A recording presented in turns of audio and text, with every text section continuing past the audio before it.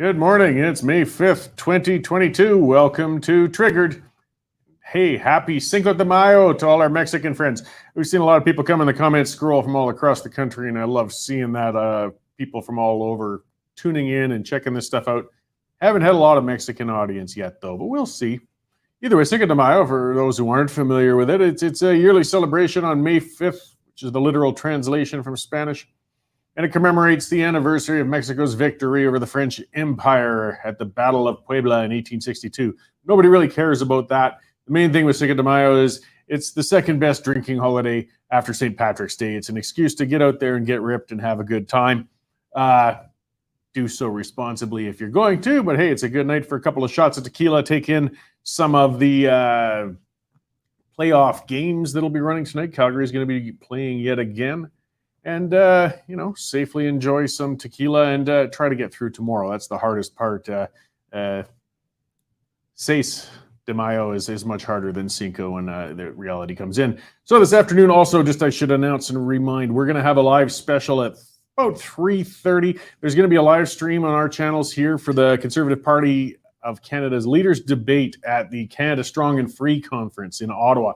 We're going to have a direct live stream onto that. Dave and I will be kind of introducing it and watching it and then talking about it afterwards. 5 out of 6 of them will be participating in that one. So please tune in. We have been released from YouTube jail. We're free. It was a terrible 7-day sentence. The suffering, the horrors, the things behind closed doors, the things I had to do to get special privileges in that jail. I won't relate to all of you. But either way, we are back on YouTube. So to those of you, I'm not seeing any commenters from YouTube. We probably lost a good number of them while we were shut down. And I'm certain a lot of them migrated over to our other channels on Facebook and Rumble and LinkedIn and the rest. So if you're here on YouTube again, we didn't disappear. We got shut out. That's one of the frustrating things when you get shut off from YouTube. It doesn't give a message to viewers or listeners or anything, to say why they're not on YouTube. It just suddenly we're not producing anything. And they figure maybe we just disappeared. That's not the case. We weren't allowed to. If you're tuning in for YouTube today, though, I would strongly suggest joining our Rumble channel or even on Facebook. That's where the vast majority of our viewers come from. But we just can't rely on some of those social media giants. They censor, they block, they punish. And, if we disappear again, look for us on Rumble. Better to join that and subscribe there first. Okay, today I got a guest, Maverick Party leadership candidate, Tarek Elnaga is just going to check in. They've got a kind of a debate forum coming this weekend, actually, that I'll be moderating out west of Calgary. So we'll talk quickly about that and where that race is going. It's kind of the forgotten party in the West, but they're still at it out there. Melissa Mbarki of the Macdonald Laurier Institute is going to come on. She's great. We've had her on before. People familiar with her on social media know that she's works in the energy sector, but she's also a very proud and involved, First Nations citizen and person, and speaks very outspoken on those issues and that. I want to talk to her about, energy development and First Nations. You can see her frustration because people are always trying to put words in the mouths of First Nation citizens and what their thoughts are on those things. So it'll be a good chat with Melissa today. Now, with what's got me going, here we are again, right? Welcome back to the great abortion debate. I'm sure most of you are as thrilled with this development as I am. Or as I said on Twitter, I'd rather teabag a wasp's nest than go back to that divisive, ugly, and irresolvable debate. It's never going away. Nobody's ever going to be satisfied with it. Yet here we are. Doesn't matter what I want. The debate is landed in our laps, and ignoring it isn't going to make it go away. Now, there are some people thrilled with this debate coming here, though, and that's Canada's left. The left in Canada is utterly thrilled with the development in the USA, where it appears that the Supreme Court might toss out the Roe v. Wade decision. Now, legislatively, the American decision doesn't directly mean a damn thing to us.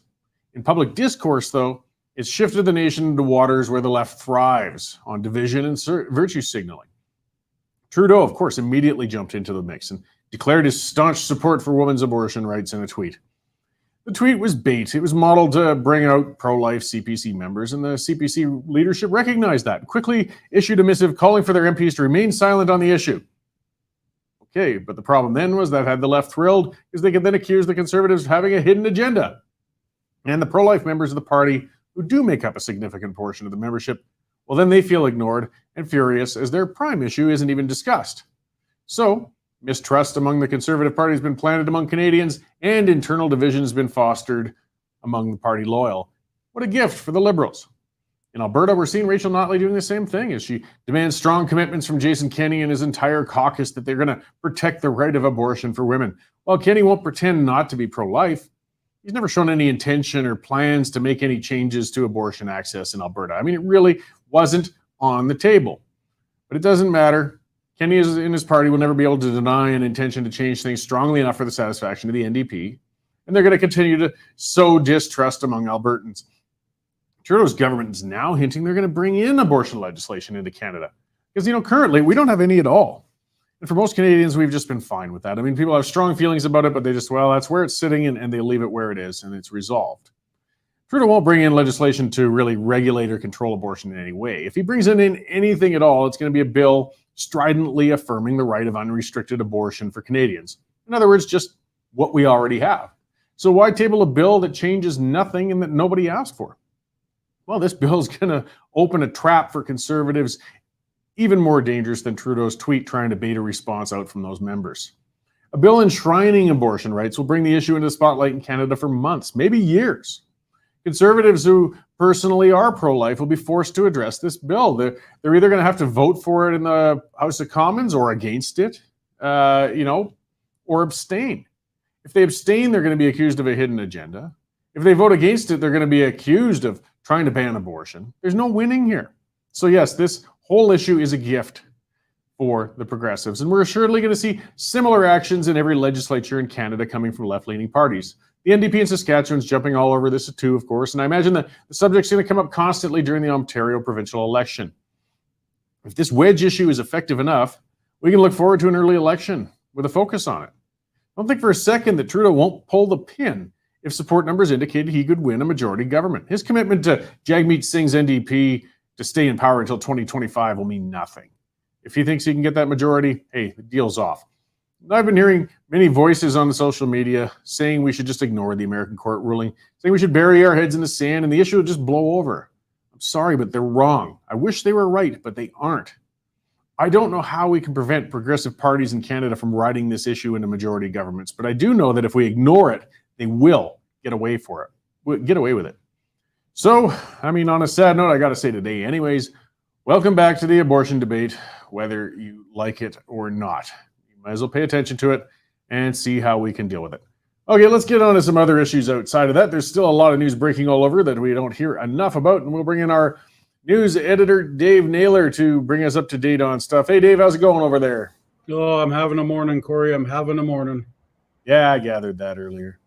Yeah, that my chickadee friend, who I have named Satan, started at 5:38 this morning. So I was up bright and early with that, plotting all sorts of ways to kill him, basically, and try and get some sleep again. And then I leave for work, and it's an hour and a half to get to work because some idiot with the city of Calgary has figured it's okay to shut down three, not one, not two, but three separate roadways into the downtown so people can film. It's probably that HBO series that's been around here. But it was traffic gridlock, traffic chaos this morning. Not a single staff member was able to get to work on time. It's just utterly ridiculous. What are they thinking, Cory? Yeah, I know. And that left me having to chair the staff meeting, which, didn't go well at all. We didn't accomplish a heck of a lot. But it was just foolishness. These productions bring millions into the city and into the province, and they're great, and they employ a lot of people. But use a little common sense. There's lots of times when the sun is out that aren't in the midst of rush hour. I don't know what they were thinking of at that time. No, it's utterly mind-boggling. And hey, we've got a brand new website up this morning. It looks very, very pretty. Unfortunately, the technical wizardry that's going on behind the scenes to get it up and running has meant that we really can't publish the usual cornucopia of copy that we have up by this time every day. So we've only got a couple things to talk about this morning, Cory. One of them being our glorious Prime Minister apparently dropped an F-bomb in the Commons yesterday during a debate. So that's got everybody all in a tiz-was. And the news story that goes along with the abortion issue that you were talking about, Cory, with the Liberals threatening to bring in a abortion law if they need to, quote unquote. So as you say, that issue is going to be with us from here to eternity. So might as well get used to it. So that's it for now. We got a whole bunch of stories ready to go as soon as the technical wizards give us the go-ahead, and they'll be up hopefully very shortly. All right. Well, thanks for the check-in. And again, just that reminder to people, too, that it looks like Dave and I are going to be introducing that debate this afternoon and talking about it after as well. Something else to put on your plate today. Well, do you think I can maybe grab a quick nap before then? Try sneaking under the desk. I wish you the best. All right, Cory. Thanks.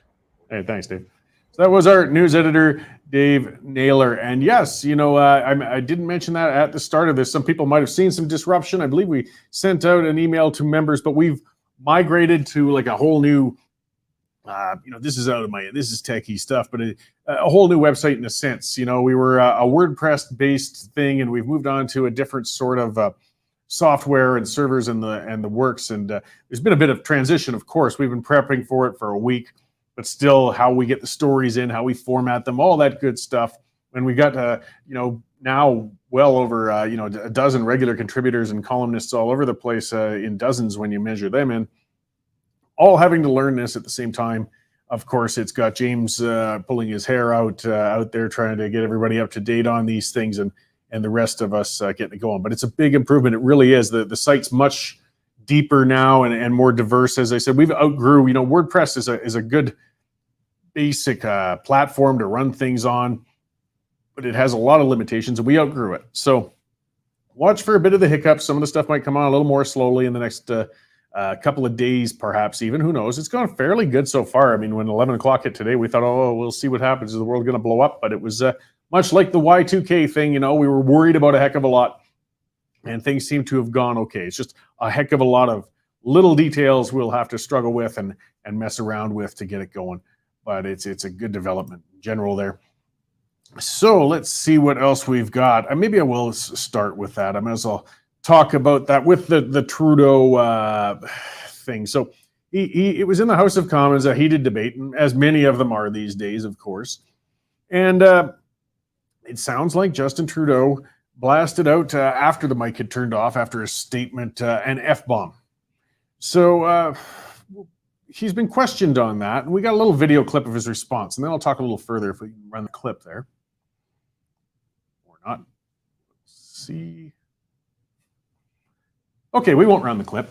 Either way, yes, so Justin Trudeau came out with an F-bomb. Now, there's been some speculation on social media. I've heard people talking about, it was a 6-letter word that he used, not the 4-letter word. And I think, may as well clarify some stuff too. Some people are saying, he said something with a 6-letter word that was derogatory to the LGBTQ community. There's that F word there that nobody is terribly fond of. And no, I don't, from all I can gather, that's not what he said. It was the one where somebody's talking about fornicating another person's mother. If we can get the video rolling, I can get that response. No, we can't get the video rolling. Okay. Either way, Justin came out with, he was questioned on it in a hallway and by reporters. And so Cheryl's saying a 6-letter F-bomb followed by a 3-letter word. What I'd heard was 2 6-letter words together. I don't know. There's no recording of it, and it's not enhanced, but a number of people definitely heard it firsthand. It sounds like he said mother effer. Either way, it's definitely unparliamentary behavior.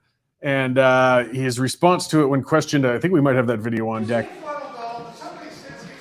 What is the nature of your thoughts, gentlemen, when you say you move your lips in a particular way? Okay, all right. Yeah. So what the hell was that? So that was his response to that. He was trying to be witty. When you're witty and you don't have the tools to be witty, don't try. So I think he had something in his mind that he thought he was going to respond that was going to be smart. But again, things jumble around, and we got the usual incomprehensible word salad from Justin Trudeau on that. Now, it's funny because this has been coming up all week. This is the 3rd time in the last couple of months that we've seen this. We saw it in the Alberta legislature with the government House leader, it sounds like, dropped an F-bomb. Horgan and BC dropped an F-bomb. So the swears are coming out in these legislatures and at these question periods. And people get upset about it. Look, I don't really care. I don't want to see our legislators blasting back and forth with expletives at each other across the floor during every question period. It does look unprofessional. It doesn't sound good. But I've also sat one-on-one with enough politicians over the years to know that their mouths aren't much better than most truckers when they're actually casually speaking off the record, as are many other people. It's not a classy way to go. It's not a good thing. But it doesn't concern me so much that Trudeau got worked up and it slipped out with an F-bomb. What gets me is that he's an idiot. That's the problem. That's the issue. I mean, this is the man in the most senior position of the country. And when asked about it, he tossed out that weird, incomprehensible little statement and took off. I mean, it shows the arrogance of him and the foolishness of him. That worries me. That worries me far more than any expletive or obscenity that could come out of that guy's head. It's the explanation for it that disturbs me a great deal more. And there was that classic statement where Trudeau Senior, Pierre, had used an F-bomb, and he claimed that he'd said fuddle-duddle, and people had misread it. And of course, he was just being, smug about it. But the thing is, you got to give it to Pierre. Pierre was smart. He turned it around, he played it and shrugged it off. It still displayed arrogance, but that's what he did. The problem with Justin is he doesn't have his daddy's smarts. So he tried to come up with something witty to turn it around, and again, as usual, looked like a buffoon, which constantly embarrasses this bloody country. It really does. So either way, that's kind of an issue of the day. Not a huge one, not a big one, but I do think it does demonstrate a larger issue, again, of the incompetence of the guy we have in the Prime Minister's chair. But what does it take to get rid of the guy? I honestly don't know. That's why I'm dejected today, and that's why I started that rant about getting into the abortion issue. I didn't want to talk about it. God, I can see from the political strategy point of view, this could be the way that he gets in with a majority for 4 more years or who knows how long. I mean, as much as we see him as the clown shoe wearing moron that he is out here in the West, they love him in Toronto. They love him in Vancouver. They love him in Montreal. And that's all the love he needs to keep getting in there and being the Prime Minister. And now with this wedge issue, because we've started to see Pierre Poilievre gaining steam with the leadership and the party has been climbing in the polls. But if they can somehow turn this into a whole debate over abortion, I tell you what, the Conservatives will lose. They lose every time on that one. They're on the defensive and they're in trouble. So this was a gift. And, Trudeau might be a twit, but he does have some advisors around him with some brains, and they are going to use this, So I'm just mortified with it. So he's playing his games with those things. I'll get into some things before we get to our guest too. You should be on soon. And the reminder, actually, so we got the new website, and part of the reason we did that, is we've outgrown things. That our traffic has been magnificent. Our subscribers have been fantastic, and that's how we pay the bills, guys. We're an independent news outlet. That means we aren't taking any tax dollars. Hey, we qualify for them. We won't take them. As soon as you take money from the government or anybody else, you're beholden to them. Maybe not directly, but indirectly, and that impacts your coverage. We rely on you guys to take out memberships, take out subscriptions, and that's how we can do this. So it's been fantastic, and we need more. We can keep expanding. You'll see on the website, we're dividing by regions in the country. Like, it's much better ordered now for people. So people in Saskatchewan aren't worried about hearing about things that are happening in, say, City Hall in Calgary, or people, Calgary readers don't have to worry about downtown BC, Vancouver issue that Reed might have written about in there. It's really much better laid out. So check it out, though. That means we can add more content in a better structure and become even a broader, deeper news source. So it's well worth taking out a subscription, guys. Get on there, westernstandardonline.com/membership. $99 a year. Get another $10 off that if you use the coupon code TRIGGERED. And it helps us keep producing this stuff. And of course, it gives you full unfettered access. It's a good deal. We're not asking for donations. We're asking you to pay for a service, and we appreciate those who already have. And if you haven't already, get on there, guys. Rod Zepp saying human sexuality should not be regulated. These are protections for individual rights and freedoms over one's body. If it's not harmful, how can the government be the keeper of human sexuality and reproduction? Basically, it's personal, and we don't have any legislation on abortion right now. I'm not, there's so many strong views. I'm not going to go so much into where I land on it and so on. I'm a libertarian. I tend to, the less government we have in, the better. The main thing is allowing individual choice. Some of the hypocrisy that's been interesting in all of this, of course, too, though, is suddenly the sanctity of one's body is paramount again, as it should be. But the same people screaming that from the rooftops right now are also the ones that had no problem with coerced vaccination. They took no issue with people losing their jobs because they didn't want to get vaccinated, or not being able to travel or visit family because they've been vaccinated, not getting into hospitals because they haven't been vaccinated, not crossing the border because they haven't been vaccinated. Their rights to the sanctity of their body didn't matter.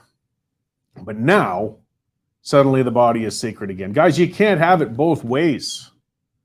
You can't.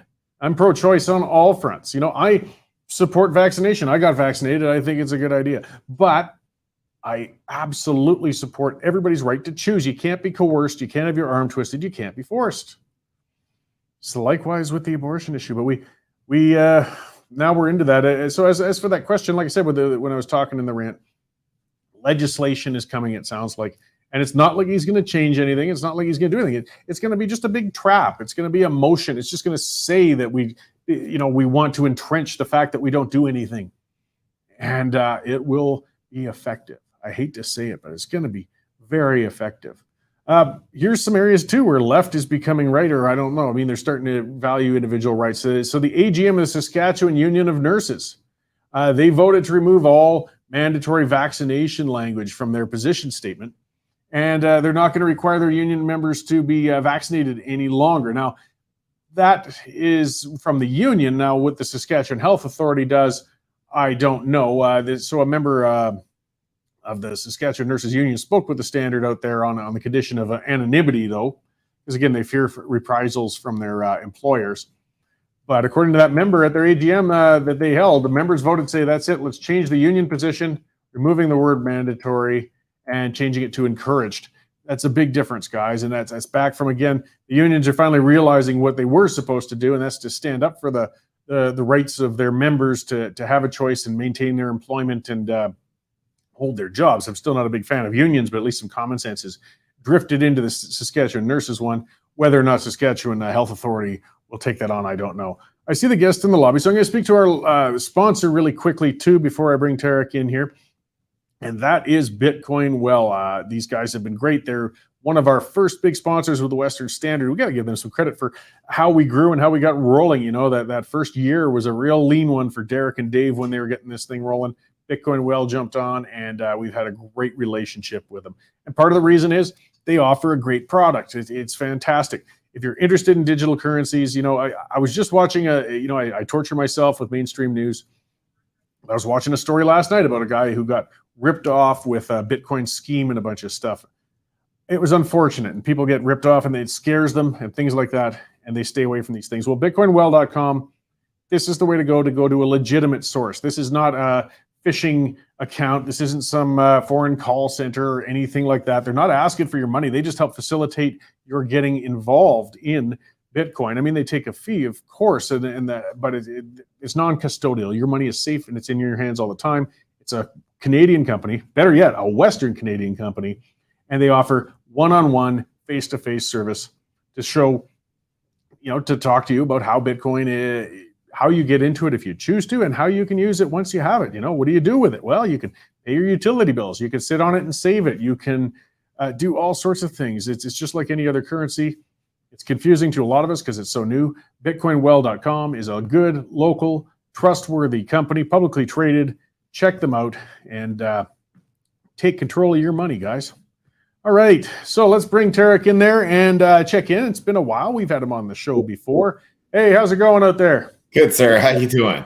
Very good. I like the hat. Adios, Ottawa. Is that for a Cinco de Mayo sort of play on things, or? More so a campaign slogan, and we were looking for something that was easy, simple. It was inspired by one of my Twitter followers, Kelly, and she's just like, I'm sick of this. And I'm like, you know what? This is perfect. We're going to peace out Ottawa, and this works. So yeah, it's been my campaign merch, and we've had to put in 3 orders. We've sold a pile of them. So I'm loving it. Oh, great. And it just does work all the better today, I guess. Exactly. Anyway, For Cinco de Mayo, I'll take it. Yeah, you just betcha. happens to be so. So glad to check in, and I've spoken. So just to bring everybody back up to date, and it's hard to, so many issues going on. You're with the Maverick Party. The Maverick Party is holding a leadership race right now. Jay Hill's been the interim leader for quite some time. You're getting near the end of that race, and it's yourself and Colin Krieger running in it. What are the timelines on it? Correct. So there's 9 days left. So membership cutoff is passed now. So if you're already a member of the Maverick Party, it's done. And on May the 13th, our members will be getting electronic and or mail-in, depending on what they've opted for. But the vast majority have opted for electronic voting. And on the 14th, the vote will be made. And in the evening of the 14th, we will have an announcement at the Big Rock Brewery where we'll get the new leader of the Maverick Party. Great. Where do we go with things? I mean, I'll go into some of the general questions. I mean, with the ones you're reaching out to as a leadership candidate, of course, are the ones who already have memberships. The cutoff's passed, but you're still developing and pushing for the party. You guys, you've got a tough row to hoe. I mean, it's the federal front. The federal conservative race is kind of stealing your oxygen a little bit right now. What can you say to the viewers and such as to why they should get involved with the Maverick Party in general and what the Maverick can offer them? The federal, I'm not too fussed with the federal conservative leadership race. And the reason being is I've yet to see any one of the candidates put out a Western specific platform. So it's very easy for us to hold whoever becomes the leader of the federal conservatives accountable as to what are you going to do about the West. Not one of them has talked about scrapping equalization or equalization reform. Not one of them has talked about, what are specific issues to Western Canada. And they'll go after low-hanging fruit like, oh, we'll drop the carbon tax, but that's about it. And then the other thing as well is I'm not worried about them running as candidates today. It's what happens when they do become leader and they have to run for a Toronto vote and then start moving the party again to appease Toronto rather than Western Canada. So I think they'll make our jobs easy. I think again, they are focused on forming government. They are focused on winning a vote in Montreal and Toronto. You and I have seen for the past 7 years that the voter of Toronto and Montreal will actively vote against the interests of Western Canada. So that's what they're going to have to go up against. That's the beauty of the Maverick Party. We only have voters to look after in Western Canada and don't have to switch out the party platform to appease a voter anywhere east of Manitoba. Yeah, well, and that's a very good point to make. And Jay Hill's been adamant about it, and I believe yourself in the past. That's one of the hard and fast rules. I mean, there's some questions on what's going to be defined as the independence or standing up for the West or things, right. But the one thing that's solid is this party is not going to move past east of Manitoba. Absolutely. And again, I've used this example before, and I think we talked about it, Cory, on your show, is I take inspiration, sadly, from Yves-François Blanchet, saying, I watched him at the federal debates and he says, I'm never going to be prime minister. I don't care about being prime minister. I don't care about forming government, but what Quebec wants, Quebec gets. And I'm thinking, where is that person for the West? So that's why I'm running. I'm running to be that person for the West. It says, well, you want these 50 seats of Maverick to support your government. And I've been very clear about this. We'll support a CPC government before we support a Liberal government any day of the week. But again, you and I know this, governments are formed out of Toronto. Once you win Toronto, you become prime minister. And hoping that Toronto votes for the interests of the West is not a political strategy. It's not one I'm banking on. Yeah, well, and it's something I've kind of always said.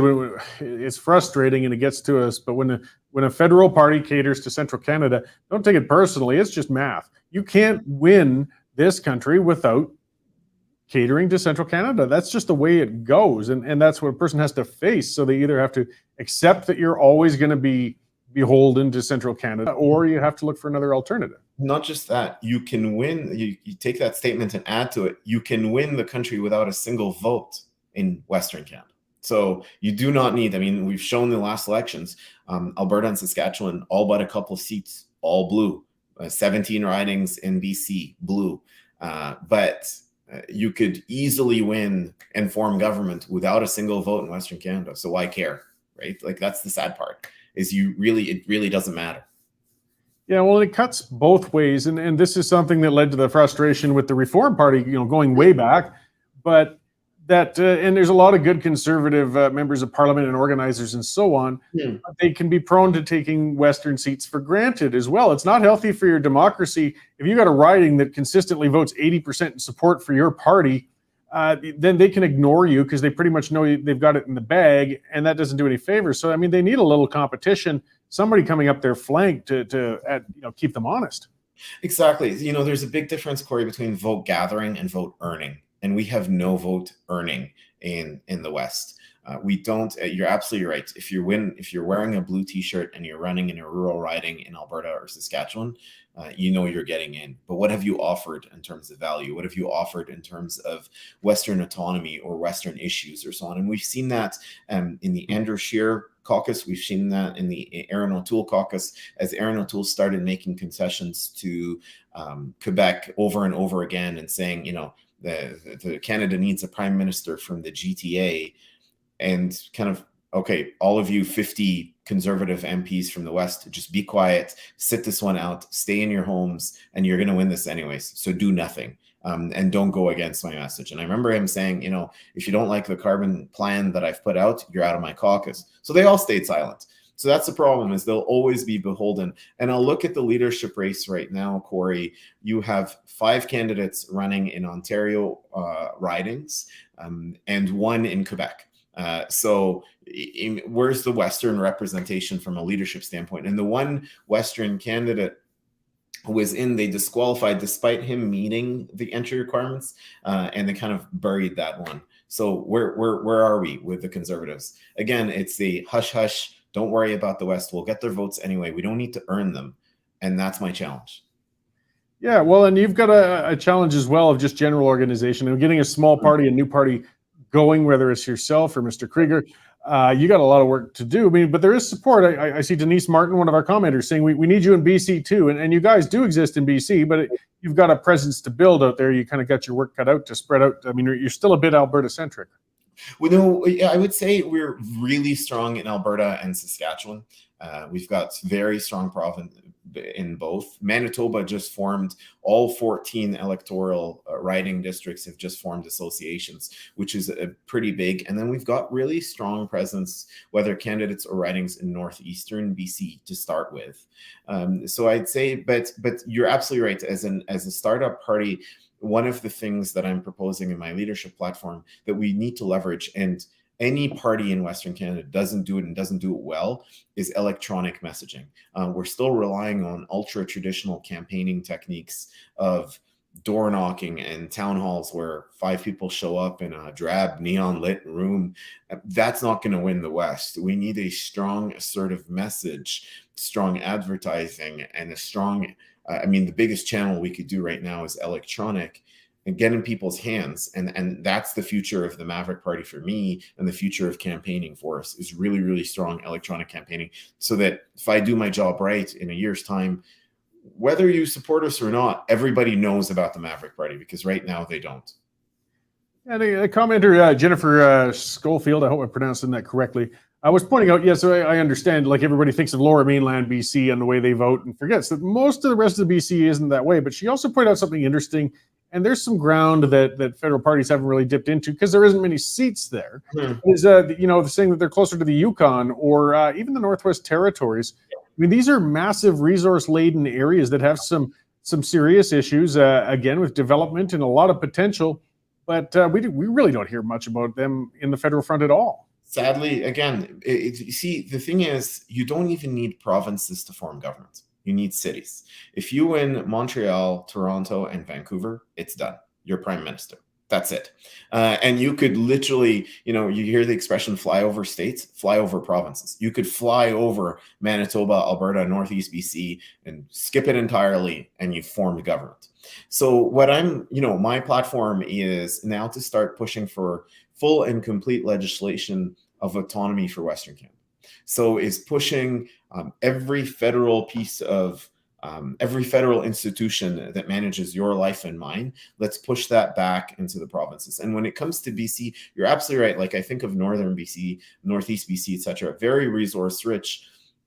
And in terms of a culture, work ethic, thought process, etc. Not dissimilar to Alberta too. You know, like I've done a lot of work in Fort St. John, in the gas country there, and it is just the same kind of work ethic, and it's beautiful country out there. So I think we could establish presence there. Yes, you're absolutely right. Vancouver City, like I mean, or Vancouver Island. Would I ever run a Maverick candidate there? Probably not, because I mean, again, it's if you, at least for the first go, when you're really looking at winnable ridings and ridings that have a strong return on investment, those would not be the ones. But absolutely, Northern BC, 100%, and we go from there. Right on. Well, before I let you go, so there is an event coming up this Sunday at the Bears Paw Community Center. Actually, I'm going to be emceeing that. It will be, yes. And just to remind all the listeners, I mean, I'm friendly on these issues and everything. I don't hold any party memberships. I'm not necessarily endorsing the Maverick. I just like seeing these exercises, so I'm happy to take part in it. Absolutely. We're honored to have you as a moderator, and that's exactly it. Is you're an unbiased moderator that's coming in party neutral, right? But but you come with that experience of asking questions. So we have one, it's Bear Spa on Sunday, but then we have one on Okotoks as well, or sorry, in Okotoks on Saturday. So those are coming up. We'd love to see you there. Yeah, so I just wanted to remind people too, if they wanted to meet you or Colin or Jay Hill or any of the other organizers that are involved in the party, and there's that opportunity though for the old traditional face-to-face to be able to get some questions in or meet folks and get a little deeper dive into what the party's about and getting organized. So I imagine there's details on both of those events on the Maverick Party website? Correct. They're on our socials and our website. You betcha. Okay. And I think they were talking about it. I mean, Sunday, you know, it's at the Bears Paw, that it will be Mother's Day, but anybody bringing their mom, I think they were going to offer a special gift for it. Yeah, you bet.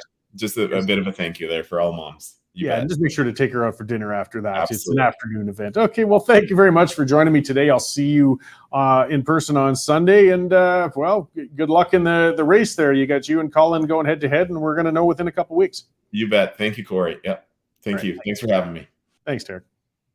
So yes, Tarek's been on before, Tarek Elnaga, and he ran for the party in the past. He's been a good voice for just Western autonomy and speaking up for rights out here. And they do have a race going on. It's hard to get attention. It's hard to stand out, you know, in times like this.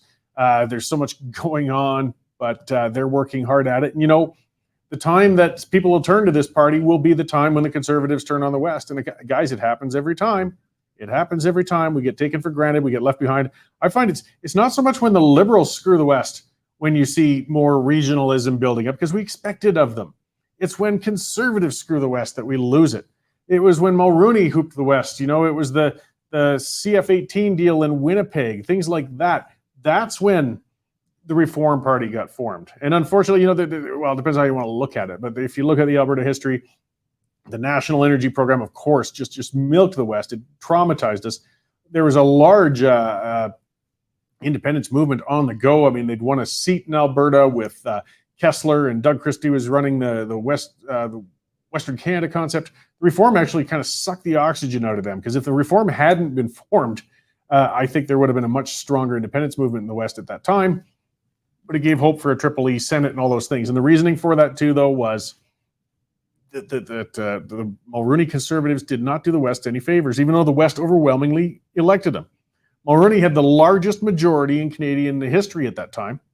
He handed it off to Kim Campbell, and they got slaughtered down to 2 seats, one of which was Jean Charest, who's running for the Conservative leadership now.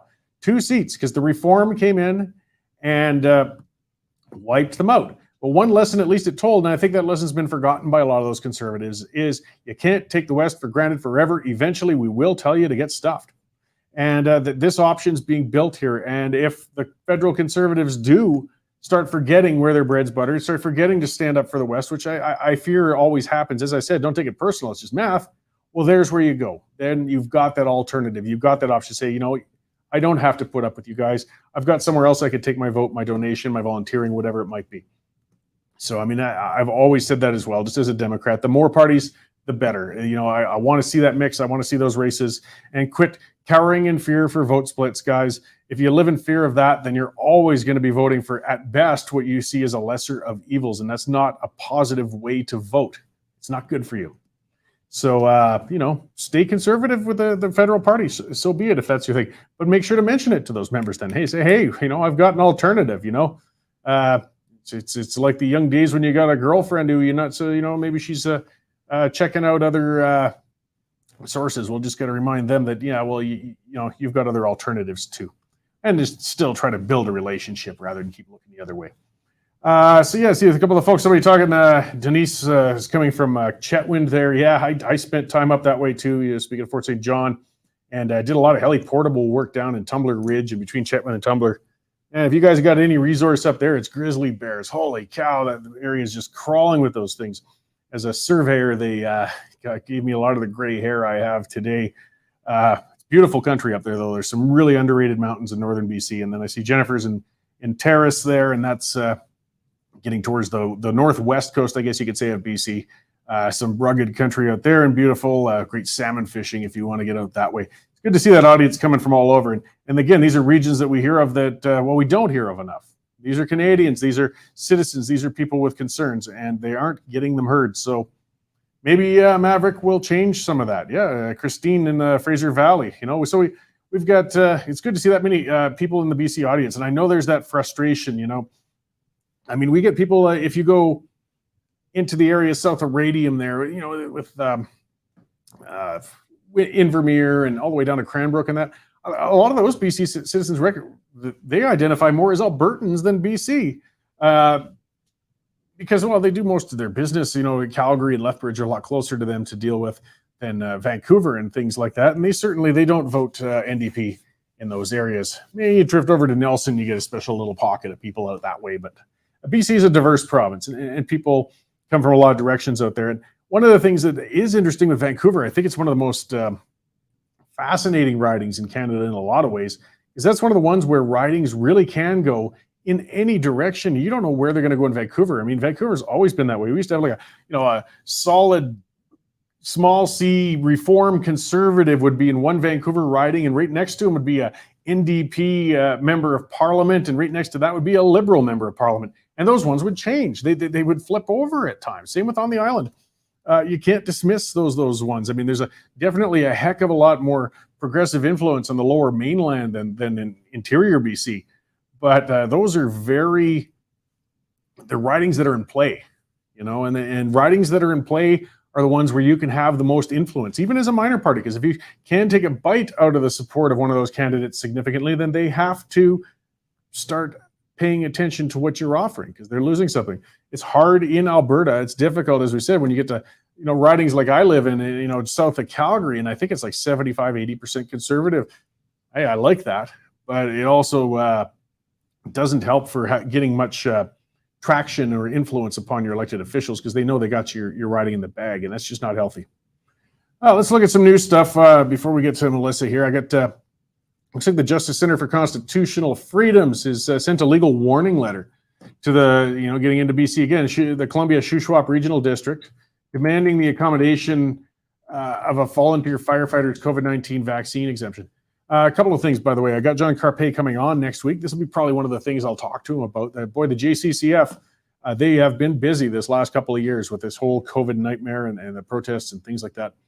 A lot of things on the go. So in this case, Craig Nygaard of Celesta, BC, he requested a religious exemption from the mandatory vaccination policy.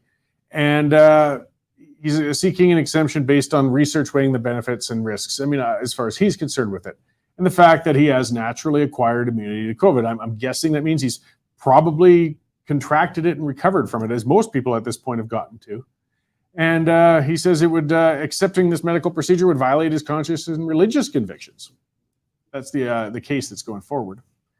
I wish it the very best. I'm not a religious man, but you got to respect other people's beliefs and what they're going to do. And if their religion, who do you judge what religion says this or that, or it was right or wrong when it's an individual as a grown person? If they feel that they shouldn't be taking an injection based on that, who are you to tell them they have to? And the idiocy of this, you see, these vaccine mandates are at the point now of spite. They're just spite. I mean, we have seen, if we're talking about research, they don't stop the spread. They don't make a bloody difference in the spread of the virus. So once that's off the table, there's no point forcing and coercing people to get these things. The ones who aren't going to get them won't. They won't. Nothing is going to make them get that vaccination shy of tying them down and sticking the needle in their arm, which we haven't gotten to that point. Maybe we never get there. So accept it, live with it, get over it. Because what do we got now? We got these small communities, volunteer firefighters. These are people that are integral to the community. They make people safer. They're putting their own lives on the line to help their neighbors, to put out fires, respond to emergencies, do traffic control at accidents. Small town volunteer firefighters, the men and women who do that, they're local heroes, guys. And we're getting rid of a bunch of them. We're sidelining a bunch of them because we demand vaccination that's not making anybody any safer. It's ridiculous. It's just based again on this spite. It really is. They're pissed off that people who've chosen not to get vaccinated have done so they just want to make their lives as miserable as possible. And they should know by now. They're not going to make them get vaccinated. They're just going to make them miserable. So stop it. Leave them alone. It's done. Let the ones who choose to get vaccinated. As I said, I did. I don't have a problem with it, but I have no problem if a coworker or a volunteer firefighter around me or a nurse or anybody else chooses not to. That's their business, not mine. So the JCCF has a challenge. Hopefully they win, because that's just a micro issue. That's happening all over the place. Let's speak on some rights. I'll get that ad out of the way while we get ready for Melissa. And I shouldn't say it that way. Get it out of the way. They're important. You know, these are the guys that help us go. And not only you guys with your memberships, but these sponsors that we bring in. And they reflect a lot of our viewers, and that's the Canadian Shooting Sports Association. These guys, again, have been a long-time good sponsor for us. They're a fantastic organization, and they have a lot of resources there for you. They're an association, as the technical term goes. It's a gathering of firearm owners, people into shooting sports who want to share resources, network, things like that. They have videos on safe firearm use. They have links to upcoming gun shows, events, things like that. And most importantly of all, they have legal challenges, and they do lobbying on your behalf as a firearm owner, because we have a government that's always trying to take your property away. They won't give up. They're always trying to take your firearms, and they need to be pushed back against. If you don't fight back, they win automatically. Sometimes it sucks if you do fight back and they still win. Well, then you just got to keep fighting. The Canadian Shooting Sports Association is fighting on your behalf, but they need your membership in order to do so. So get on there, guys. Join them. It's well worth it if you enjoy firearms, or you want to enjoy. Even if you don't enjoy firearms, but you respect other people's rights for it, check them out. CSSA-CILA.org, or just, again, Google them, Canadian Shooting Sports Association. And actually, I'm going to have one of their representatives on this Friday, Tony Bernardo. Boy, that's tomorrow. This week's going fast. So Tony's going to be on with me tomorrow, and we'll talk about some of those things. So check them out. All right, what else we got in the news that's going to piss me off? Well, this is not got me too wound up, but this is still ongoing. This has been a big issue, and we let's see. I'm sorry, side discussions going on, so it's good. I like seeing the commentary going. So the UCP, getting into some Alberta stuff and partisan stuff, they released a 14-point plan detailing how Deloitte Canada is going to conduct the audit of Premier Kenney's leadership review vote. We got that craziness going on. It's coming near its end. It's going to be on the 18th that we'll get the results, I think. I don't know. These things are always late. It's just so bizarre and so crazy. Brian Jean did respond to it. He was on the show the other day, and he's also said much of what he saw in it is good, but he has concerns. Apparently, they're going to be required to conduct a random audit of no fewer than 50 party members of the list from March 19th to confirm the membership application details and the payment of the fee. That's 50 out of 58,600. Now, I guess if you pick 50 out of a random pile, I don't want to be too negative about this necessarily. If you pick 50 out and all 50 were confirmable and good, still, even though there's still a remaining large pile that weren't checked, it's probably a good indication that the integrity is pretty good. It is a small sample, though. That number does sound very, very small. And it says a minimum of 50. So I think maybe if they pulled out 50 and they found 4 that they couldn't confirm and there was a problem with these, then they're going to dig in deeper. They're going to pull out a lot more than 50. I'm just guessing this, but I do think that the company that's been hired is going to stick to their rules. But the problem with this whole thing, the whole UCP thing, I don't think anybody's going to trust the results. They just won't. The party has played so many games and so much messing around and all of this stuff. I don't think many people are going to feel very confident about it. And then, as was said too, I mean, I think it was a Rick Bell article. I love reading the Dingers stuff. I don't like pushing people away from the Standard, but he's well worth reading. Get on there and read Rick stuff. But he was, because he cuts wherever he needs to, and he had. I've lost my course of thought there. Oh, he was just talking about how 50% plus one. It's a number that the Premier kind of keeps saying, but will the rest of the party accept that? That's the bigger question, because I mean, technically that's enough to maintain your spot, but morally and going forward, or even is it sustainable? Because that means you've got 49% of your own party upset with you, and that's a pretty tough wound to heal. So we'll see what happens. I don't even want to roll the dice and guess what's going to happen in a couple of weeks. We just got to watch with interest and see what happens. So I see my guest in the lobby there. I won't keep her on hold any longer than I have to. I've wanted to get her on for a while there. Hey, Melissa, how you doing? I'm good. How are you? Very good, thanks. Well, I was ranting and raving, but that's what's good in my world. So just to remind everybody, if they've just recently tuned in to, that's Melissa Mbarki, and she's with the Macdonald Laurier Institute, and you're also a good Westerner and very involved in the energy sector and Indigenous issues. So you just offer a very good, unique voice that we really appreciate. I'm glad we could get you on again today. Oh, you're welcome. Glad to be here. So, we'll just get into the familiar turf. What we see your debates and your discussions, some of the frustration, I guess, you have on social media with the First Nation communities, in my view, are being used as a bit of a ping pong ball, kind of by both sides, when it comes to development in areas, particularly in British Columbia, whether it's energy or even some other things. And people keep, I guess, saying that they're speaking on behalf of citizens out that way on either side. And that's not necessarily the case. Like the frustration, not every First Nations person feels the same on the issue as every other one. And they've got to kind of cut that out. Yeah, we definitely have diversified voices. I mean, we're not a monolith. And I think we really have to get out of that mindset that we all have the same opinion, that we all agree on the same thing. We have to start changing that narrative for our communities, because there's different voices out there. And a lot of the times, the louder ones are the only ones that you're hearing. And that's not very fair to an entire community. No, and it's going to be becoming more acute, I imagine, in days to come right away. I mean, the energy prices just continue to climb and climb and climb. The need for energy products and getting stuff to port is becoming more acute. But it seems that activists are more inclined than ever to try and shut down, I mean, not just proposed projects, but some that are underway right now. And that's going to put a lot of stress and harm among communities living along those areas that were counting on those things for their local economy. Exactly. Once the community benefit agreements are signed, a lot of the leaders, they start thinking about what they can bring to their communities in terms of education, in terms of elder resources, youth resources.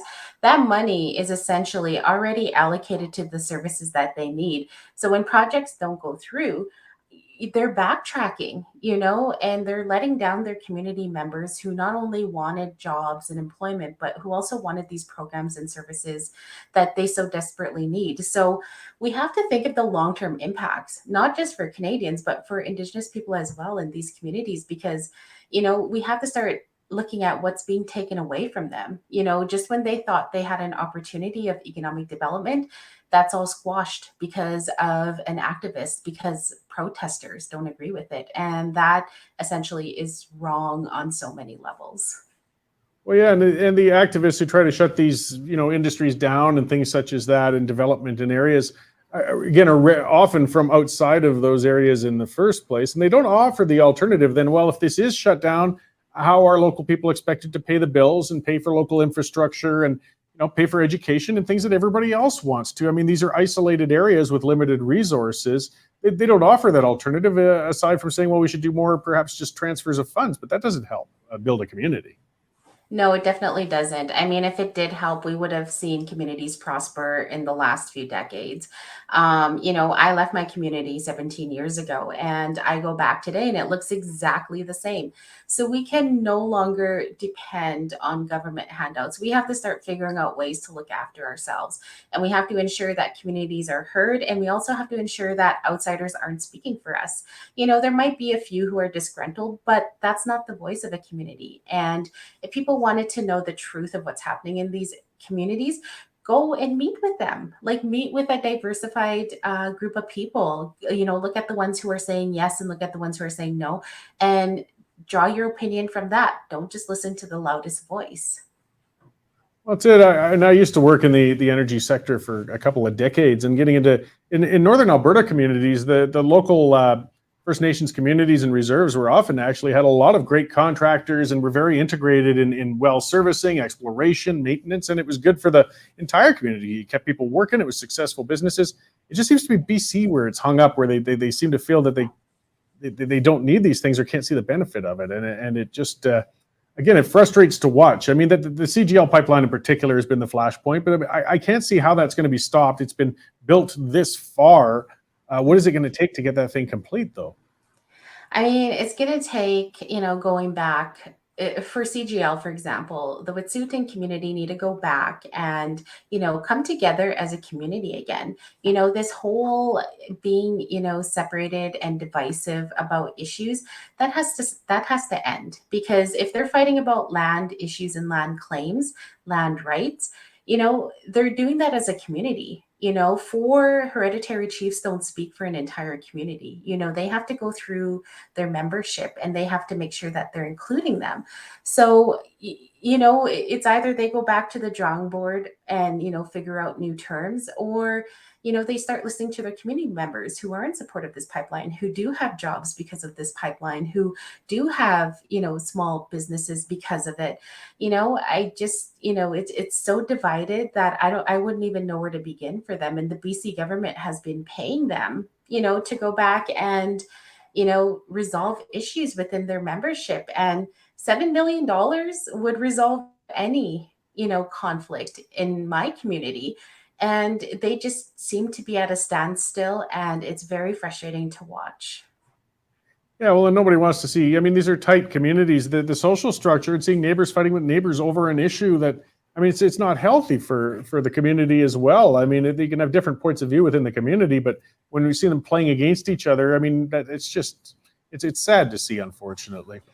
It is very sad, and I do hope they come together again, and I do hope they resolve their issues and just, take the economic benefit that this pipeline is going to bring. And, think of your people, think of everyone, not just the four hereditary leaders that are the loudest out there. Yeah, so to pivot to something on a bit of a broader issue, since one of our commenters, Cheryl Dawn, brought it up, and you've spoken on that on Twitter quite a bit, and a lot of people have, and that's with the clean drinking water. It's something we take for granted just about everywhere. We can turn on our tap, and what comes out is safe. We can wash our clothes with it. We can drink it straight out of the tap. But countless First Nation communities can't do that. They can't seem to resolve this clean water issue. I mean, government after government has promised to do something about it. It never seems to get solved. But what Cheryl's asking, like, what is prohibiting it, though? I mean, they keep saying they're going to address it. I believe some money is spent, but it just never seems to work. Are there regulatory problems, or what's happening with this? What I've seen happening in my own community is that there's a lot of government red tape. So we were on a boil water advisory, 17, 20 years ago. And our issue was a simple filtration change, essentially. What ended up happening was we spent about 7 years going back and forth with the government, not having a proper hydrologist come in and assess the situation and diagnose it. It just kind of went on, negotiations, we had people coming out, nothing was done. And that's exactly what is going on in most communities. They don't hire directly, like an environmental company or like a drilling company. They don't hire them directly to go into First Nations communities and diagnose the issue. They use their own internal staff to do that. And they can drag this on for years, which they have. And each visit that they make, they get paid for it. They're not in no rush to fix our water issues. And by the time money is allocated for these to fix the issues, it's already gone through their federal department, and probably only a third, less than half of that money is spent. So that's where we are. You start the project, you stop it because you have no money. Then you have to go back to the drawing board. There's just too much red tape. And I think we need to start eliminating these middle people. And we need to start working with reserves directly and with water companies directly and have those two talk. And maybe we would get a lot further and we'd get a lot more we'd get a lot more progress with the money that's allocated. Yeah, well, nobody can make something more efficient than a pack of bureaucrats, unfortunately. I mean, if you want to slow something down, those are the best people to bring it about. And yeah, it costs a fortune after study, and then we'll pass it to this desk and back. And meanwhile, you guys are still boiling water.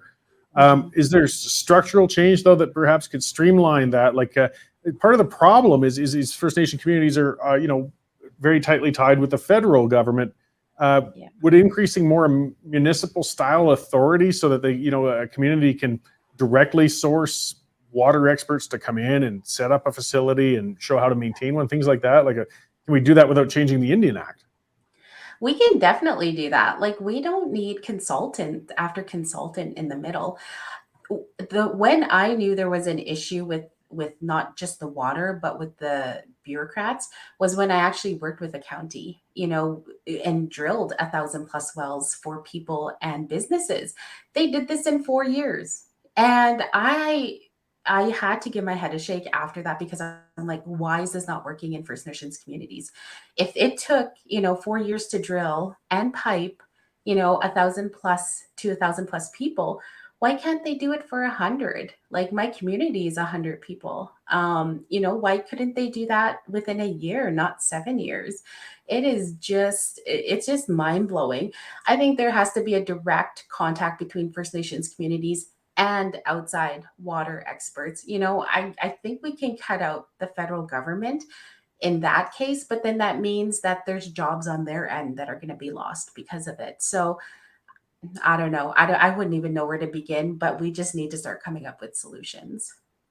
Yeah, and it's frustrating. I mean, I said I've been on jobs where we'd move into temporary camp. They would drill a water well for the camp, have a filtration shack set up and everything in a pump shack.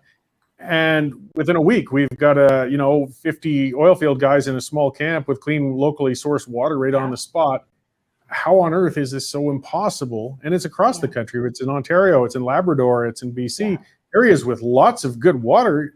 It just needs systems, and it's just ridiculous that this is still an issue. Yes, it's still an issue now. I think they're rationing water in my community because the well is drying up. So who knows how long it's going to take them to drill a well now? Like, we just got over the filtration issue. Now we have no well. I mean, it's just very frustrating, and it's an issue that could easily be solved if a First Nation reserve worked like an oil and gas company, and how they, drill wells. They get these projects done within months. So why are we having this issue? It just boggles my mind. It is a frustration. Maybe before I let you go, I know it's a huge sensitive issue and a difficult one. But the residential schools, the recent discoveries, the grave sites. Where do we go from here? It's a huge question to throw at you. I'm just looking for, I guess, a smaller, concise thing, because there's a lot of questions up in the air. There's a lot of people, some people being insensitive. But at the same time, there's other people being, I think, a little bit too inflammatory on this issue. How can we take it seriously and get a productive outcome out of this, what's been at least exposed in this last year? I think what needs to be done this time around, last time the federal government made their apologies, and the students were compensated. We need to look beyond that now, and we need to see what these communities need, so we need to start asking for healing facilities, drug and alcohol facilities. I mean, tangible stuff like this would help people. And, we need to start thinking forward, and we need to start thinking how we're going to start healing as a community and as a survivor. We're not going to get there if we keep, looking at the past, and we keep, demanding apologies from different people. We just need to start asking for the things that we need now, today, and start looking at our future and how we can, start that reconciliation process even within our communities. We need to start coming up with solutions, and I think we can get there. We just need to now start making action plans of how we're going to start healing and what that's going to look like. Great. Yeah, a big task, and it obviously is just going to be the work of years, but hopefully we just start getting some more productive work done on it. And as you said, I mean, just looking forward, an addictions treatment center on an isolated community would do a heck of a lot more good for future generations than another apology. Let's do something to help just fix the damage rather than worrying about how it was caused. We know how it was caused. Now let's see what we can do to fix it. Exactly. Well, that's great. Well, that went quickly, but I really appreciate you coming on to join us today. I know you're quite busy. I tried to grab you earlier and I forgot when you're dealing with accounting and that, when I get, Jane gets on my case for it too. I forget how busy she gets at tax time and things like that, or that first part of the season. So we got you on today, and I really appreciate your voice, out there with the Macdonald Laurier Institute and some of the columns you put out and on social media in general. Where can people follow up and keep track of you, Melissa? I'm always on Twitter. I mean, that's kind of where I'm at. And I do post, pretty consistently with the National Post. So you will see most of my work there, but you could see it in other newspapers as well. So I'm just kind of here, there, and everywhere. Great. Well, I appreciate what you're speaking up and talking to those issues that are sensitive. A lot of us would rather just dodge sometimes, and offering a reasonable voice. And and of course, I appreciate you coming on today. So thanks again. And I hope we can talk again soon. Yeah, for sure. Thanks for having me. So yes, that was Melissa Mbarki. And yes, for all the Twitter veterans out there, you've seen her online, I'm certain, and she discusses things. Some of the questions, some folks were asking about, why can't they just, drill a water well and house by house and things like that, like people do in rural farm communities and things like that. There's a couple of things that hold that up. And one of which, we talk a lot about that with First Nations and so on, is you got to remember they don't own their houses and property the way people off reserve do. It's not the same as that. So if a family is living in a household, that house is actually the property of the reserve. And that's been a real problem, because people ask, why don't they maintain the houses better? So, some people, we see them getting run down or abused. Again, unfortunately, it's because they don't have an incentive to maintain. You don't own it. You can't sell it. You can't turn it over. In fact, in some of the reserves that have difficulty with management and administration, you could get evicted from that house. I saw that happening on the Horse Lakes Reserve decades ago. That reserve had some serious corruption issues going on. And if you weren't tied in with the chief and council, you weren't getting into a nice house. And it was almost as if you made your house look nice and decent, it could become a target. They could say, well, we're going to turf you out of there and stick my friend in, and you can go to that shack down the road.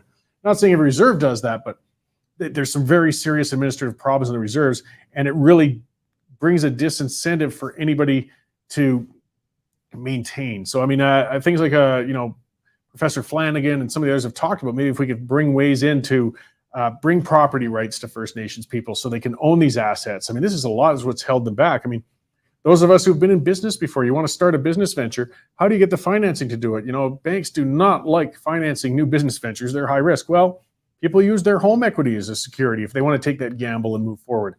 Well, First Nations residents don't have an opportunity to build that equity. Like for a lot of things that they could really socially help themselves, if we could give some more incentive on home ownership and maintenance and building an asset for individuals and families on those reserves, I think it would do wonders for them in general and for everybody. But back to the water well thing. So, as somebody else pointed out, it can cost, it depends on where you are and where your water table is and things like that. But yeah, upwards of $5,000, $10,000, $15,000, or even $20,000 to build a water well, dig a water well for a house. And especially once you install the filtration system, the pump, all of that. I have that. I live rurally in Pritis. I'm on my own water there, and septic. And we replaced our septic field last year. I think I was bitching about that on the show a while back. That's where I learned a lesson. It was 40 grand. These things are expensive that way, and you have to maintain them. And again, if you got people, it's a larger discussion as to why there's so many social challenges on First Nations communities. But these are people that are, a lot of people who are in rough condition, and they're having difficulties maintaining their own lives, much less worrying about maintaining other things. So they might not necessarily maintain their water filtration system well enough personally, or the pump. Like, it's a very complicated problem. It's not so simple as just saying, we'll drill a well at the house and put the filtration on, and it's a done deal and it's set. There's bigger issues at play. I like how Melissa talked proactively too. If we're going to do reconciliation, let's look at things we can do on the reserves then that'll lead to bettering the people in general. And of course, addictions and mental health issues are huge. They're huge everywhere. And they're more acute, absolutely, on the reserves. I mean, I think the blood reserve in southern Alberta it's just a catastrophe with the fentanyl. It has been for a couple of years. So any of those efforts you can do to help things out, it's a multi-pronged problem. But the last of, the lack of property rights really does set back a lot of First Nations people. There's a lot of people with ambition and the great business ideas and things they want to do, but they haven't had quite that opportunity. Now we get into the bigger discussion too. Not many young people can afford to buy a house or get into a house these days and start building some equity. Anyways, nobody can these days, but that's a separate thing as well. And as Melissa was saying, mostly though, it's the bureaucracies. It's the bureaucracies are making a mess. When you bring government officials in to manage something, you know it's not going to be done efficiently or quickly or effectively. So we've got to figure out how to cut out all those parasitic bureaucrats, and that's what they are. They're like little parasites. They're going to keep sucking out from the middle, and people won't get a decent outcome out of these things, and it really is maddening. But either way, it was good to get Melissa on to talk about it, and to get those views on what's happening with things. I mean, it's a big, large, complicated problem, and it's not going away anytime soon. It's just Scott saying corruption's everywhere, and yeah, reserves are no exception. No, it's absolutely true. And in some ways, it was one of those areas of good intention, going bad, as often is the case. Horse Lakes Reserve, as I said, I worked up in there and back in the 90s, and some of the stuff those guys did, and the money that was going into the pockets of administration, while the citizens on the ground were just getting run over. It was terrible to watch. And what it was, though, is, of course, everything, the big buzzword back then was self-government, because everything was so patronizing. You can see why it's frustrating. Everything was run by government. These reserves had no control over themselves. So that suddenly people realize, well, that's not very nice. That's wrong. We'll give you all back control, and here's a check. Deal with things. Well, unfortunately, if there's social discord and there's not checks and balances and there's things like that, the bandits often rise to the top, and the people suffer, and that's kind of what happened there. Or if you want some interesting stories, research into Chief Snow on the Stony Reserve west of Calgary. I won't go into specifics, but there's been a lot of challenges on giving self-governance. So, I mean, a blank check doesn't work necessarily, but having massive government regulation certainly doesn't work. So just got to keep discussing and hopefully find a productive end to some of these things. And the other part is getting some industry, get people to work, give them a feeling of purpose. I mean, people want jobs. They're like everybody else. They want to pay their bills. But if you're in North Interior BC, what do you do? And you don't want to leave your community. You grew up there. You love it out there. You're in the mountains. You got your family, your friends. But what career opportunities are there? Well, if those pipelines that get through and some energy development and logging and things like that responsibly done, you can stay in your community and you can work and you can still maintain traditional values and things. This is what these activists trying to shut things down won't realize, or they won't admit. But I mean, if they really care about the citizens along those pipeline right-of-ways, they should let that bloody stuff get done. I'm going to speak to our sponsor one more time quickly here. Let's get back to Bitcoin. Well, I do have to speak to them. Bounce on over. Speaking of government, speaking of incompetence, speaking of taking your money and mismanaging your money, nobody can mismanage your money more effectively than the government, and nobody's more eager to steal your money than the government. Don't forget, they seized everybody's bank accounts not that long ago for having dared to support a legal, peaceful protest. You might want to get your money out of the regular banks. Well, this is a way to do it, and safely. They give you one-on-one personalized service. They are a Western Canadian company. As you see, they got ATMs even all across the country where you can deposit money into your Bitcoin account. It's non-custodial, and that's a term they use all the time, and that's what I keep referencing, which means they never hang on to your funds. They are the facilitator, but they don't have it in hand. That's how you get in trouble. That's where the risk is. If you're looking at a company that's talking about getting you into digital currencies and they're saying, give us all the money, we'll get it in for you, the alarm bell should be going off. These guys don't do that. They help you put it into your own ledger and wallet and keep your money safe. So check out bitcoinwell.com, see if digital currency is for you, and take control of your money. Okay. Jennifer Schofield saying, yeah, pipelines in Kitimat are a temporary work, and they're working on using hot springs for permanent job energy. Yeah, well, and there's multiple things. I speak of it sort of when you talk about energy development that it pays off in a larger way. The larger amount on a pipeline construction, of course, is during the construction. Once it's in, maintenance of a right-of-way and things like that are relatively minor. But what you get is a lot of resource revenue. There were deals cut for basically royalties and fees that will be paid to people along, and it helps maintain the community so you can develop other things as well while you're at it. It's just like in Alberta, People saying, why are my gas prices through the roof? When we got oil wells and gas around here. Well, it's because we're based on a world price. So well, what's the point then of selling all this oil if we're still going to pay the world price? But you got to remember, the royalties and money coming in from that can pay for a lot of programs that theoretically, anyways, you should be able to reduce the tax burden. So the money in an indirect way will end up in your pocket and will help you out. It doesn't always work out that way. Geothermal and things like that for local energy and heat sources and things like that. They're neat projects. But getting the liquid natural gas terminal going, getting that gas to it, will benefit all Canadians, all of BC, and the people working along the right of way. And the benefits with the tariffs. Well, I mean, again, if your province is bringing in the royalties, I mean, it's battles you can have with the provincial government, but it does pay off in a long run. And we can't shut down everything because we aren't getting enough. I mean, there's power transmission lines a few miles from me. I don't get anything out of that, but they got to go there, and it's the way it goes. So let's see. This was something that some other people brought up. This is nuts. I think Melanie Riston wrote a story on that too, though. So what are the rhetoric coming from the Minister of Families, the Liberal, getting back to that bloody abortion debate. And again, we just got to keep talking about it because it's going to be there. I mean, what a ridiculous thing she's proposing is Karina Gould, Minister of Families, told the CBC in an interview that if American women are denied access to abortion south of the border, and again, we're getting way ahead of ourselves to the point of whether that might happen or not, but there's certainly a shakeup. She's saying we'll offer abortions to women in Canada, American women, to come up here. One of the points that was pointed out in the story too is unless they're unvaccinated, then they won't be allowed in. So, you're unvaccinated, you got to carry that child to term. But in the meantime, we are in a country that has our healthcare stretched to the max. Our system's broken. It sucks. Our waiting lists are overwhelming. And we've got this minister with the Liberal government saying we're going to offer services to people from across the border to come up and further pressure our system. Don't we have enough to deal with here, guys? This is not our issue. I mean, that's one of the things where people talk about. I was saying that this issue does become our issue. It shouldn't be our issue, but it is. And we can't seem to stay away from it. So pay attention to this one. It makes us squeamish. We don't like it. It's one of those types of issues that can have a fight break out at the dinner table and family doesn't talk to each other forever. It's a very emotional one. It's an important one. But we got to deal with it. Unfortunately, again, I don't know, whatever. I don't know why those justices felt they had to go ripping into the Roe v. Wade decision, but the battle never does quite stop. And it's just agonizing.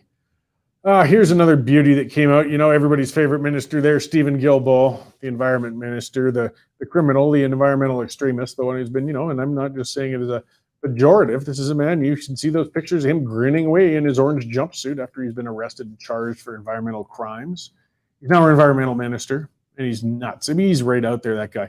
But I mean, one of the statements saying, so, I mean, our emissions went down recently. Okay, so he should be jumping for joy. He should be doing cartwheels, right? Well, no, he's saying the only reason for that is because COVID-19 shut down the economy that much.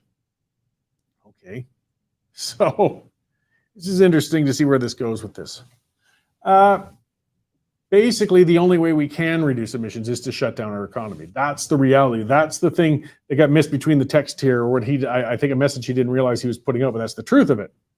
So if we could just castrate our economy enough, make enough people poor, make enough people stressed, put enough people on drugs, and do all the rest of the good stuff that came with all the lockdowns, we can reduce emissions because nothing else has worked. Carbon tax hasn't brought anything down. BC's had a carbon tax for a long, long time. It hasn't been effective in bringing down their emissions whatsoever.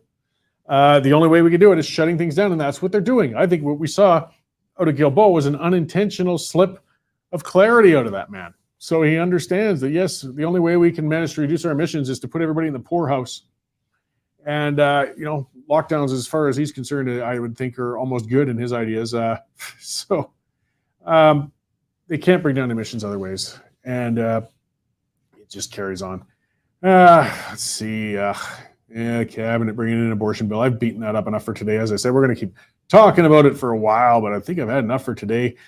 Speaking of the insanity of COVID zero, look at China, look at Shanghai. They are still at it over there. They're bolting people inside their homes. The World Health Organization says COVID deaths are 3 times worse than reported. I don't know. What do you believe out of that? I don't believe much out of the World Health Organization. And I don't believe anything out of China. So I think they're all throwing darts at a board to say how many people are actually dying or not dying. The bottom line, though, is what we're seeing in China, that, as Prime Minister Trudeau put, the basic dictatorship that he admires is they can do these kinds of things. That's what Justin likes. He likes that. Don't have to deal with all those bloody, civil rights and things like that. We can just do whatever we want as a government. Well, China's trying that. In Shanghai, they've been locking people in their homes. They've been cracking down. They've been torturing and killing people's house pets. It's literally what they're doing. That's how sick it is. There's some awful videos about what's been going on out there. Because they've taken on the COVID zero approach. Let's see if government can stop COVID. If we can just regulate and legislate and crush people enough, let's see if we can stop this virus. Well, it failed. It failed. It's still spreading. It's still going. Quit trying to legislate our way out of a pandemic. It doesn't work. It hasn't worked anywhere on the planet. Learn to live with it, guys. China's showing on the most extreme end, the deaths are still going up in their area. It doesn't matter what the government does with these lockdowns. So let's get into some reality, drop these bloody restrictions. Fuel prices are rising. It's the other thing, yes. Crude markets are spiking. So again, good for Alberta. Bad for a lot of individuals when it comes to cost of living, though. Energy puts up the cost of everything. Everything is transported by the fuel. We need heat in winter, the works. So it is good for us in the short term. But again, as I said on the pipeline yesterday, it puts a big target on our back. We've seen this before. When enough Canadians start suffering, it was kind of like when I was talking with Tarek too, suddenly the government's going to be saying, well, it's time for Alberta to do their part for the country. Not like we haven't already through tens and tens of billions of dollars in equalization payments, but don't be shocked to see another national energy program, guys. High oil prices are dangerous for us in a lot of ways. So we'll see what happens to that. Okay. So keep an eye on our channels. As I said, if you haven't subscribed, subscribe on Rumble. I really can't encourage that enough. We don't know. I have no intention of getting us kicked off of YouTube again. You just never know when it might happen. Facebook, they're a little less arbitrary, but there's always that possibility. I really, really want to encourage people to follow us on Rumble so you don't miss anything. We do special events and cover certain things. So tonight with the Conservative leaders, 5 out of 6 of them are going to be on a debate in Ontario. And we're going to be streaming that live. Dave and I will jump in at about, I'm thinking, 3:15 Western Mountain Standard Time. The debate will start at 3:30, goes for an hour and a half. So until 5 o'clock Mountain Standard, 7 o'clock Eastern.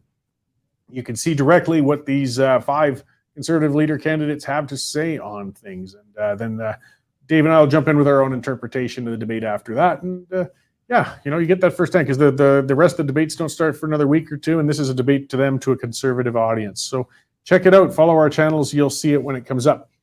Guests tomorrow, I got a fellow named Gar on. He's been actually an activist in forest lawn and things, trying to, because we got urban crime issues, we got gang issues, we got a lot of challenges going on, and young people, addiction issues, things like that. And Gar has actually been working on the ground a lot. I like seeing proactive things, and he's trying to work with youth and people like that to avoid them getting on that bad path. We got the government saying we can ban guns and stop gang crime and things like that. It obviously doesn't work, but trying to get youth before they get in trouble, that's the way to do it. It's going to be a good conversation with him. Then I'm going to have Tony Bernardo, the Canadian Shooting Sports Association. As I said earlier, he's going to come on. We'll talk some firearm issues and things like that, which, of course, we can always talk at length about. And, we'll go from there. And Cheryl asking what happened to the 6th at the debate. Yes, you're absolutely right. It was Patrick Brown, who's not attending it. He's running the most bizarre leadership campaign I've ever seen. He won't talk to the media. He doesn't talk to the mainstream media. He doesn't talk to us. He doesn't show up for debates. I have no idea what the hell he thinks he's doing.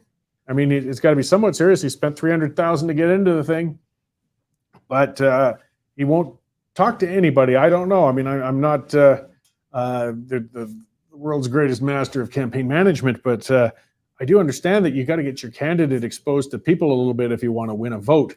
And in keeping Patrick cloistered like that, I'm just not sure where the hell they're going. Michelle Rempel jumped on as his campaign chair. I just don't know what these guys think they're doing.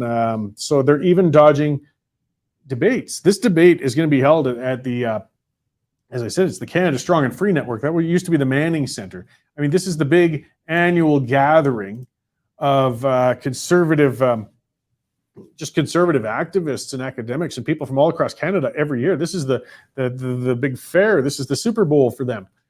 What better place as a conservative leadership candidate than to go there, not just to participate in the debate, which is important because you're really reaching out to those people, but just to network. I mean, this is where you're going to find, fellow conservatives, donors, volunteers, things like that. I mean, it's essential to go to something like this. You have to be completely batshit mad not to go to this if you were a conservative leadership candidate. Yet here's Patrick Brown. It's not turning up for it. Even the mainstream media, the left-leaning mainstream media, they were complaining because Patrick Brown won't give them any time. They can't get an interview with him. I didn't have an interview with him. I've had most of the leadership candidates on this show already, and we can't get Brown. So I just, it's bizarre. Cheryl's pointing out, yeah, Candace Malcolm is going to be one of the moderators there. It should be a good event. So make sure to tune in at that time, guys. We'll cover it and we'll get my talk about it. And come back in tomorrow. We got Daniel Smith at 9 o'clock in the morning again with her show, and myself back at 11:30 to round off the weekend. So thanks for tuning in today, you guys, and I'll see you tomorrow at 11:30.